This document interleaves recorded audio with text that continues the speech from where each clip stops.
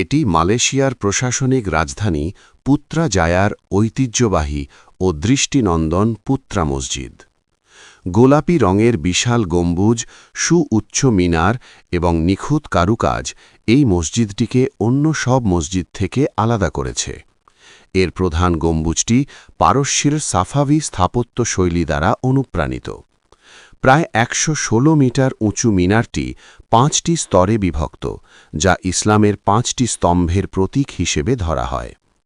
মসজিদটি পুত্রাজায়া লেকের তীরে অবস্থিত হওয়ায় চারপাশের পরিবেশ অত্যন্ত শান্ত, পরিচ্ছন্ন ও মনোরম।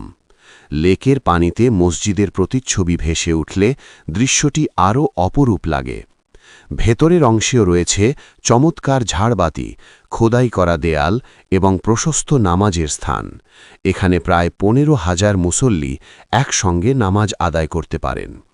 দিনের বেলায় এর স্থাপত্য সৌন্দর্য চোখে পড়ে, আর রাতের আলোয় আলোকিত হলে এটি যেন এক স্বপ্নময় দৃশ্যে পরিণত হয়। ধর্মীয় গুরুত্বের পাশাপাশি এটি মালয়েশিয়ার একটি বড় পর্যটন আকর্ষণও।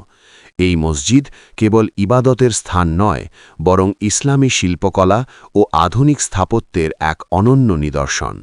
আশা করি আপনাদের বোঝাতে পারলাম। শেয়ার করে অপরকে দেখার সুযোগ করে দিন।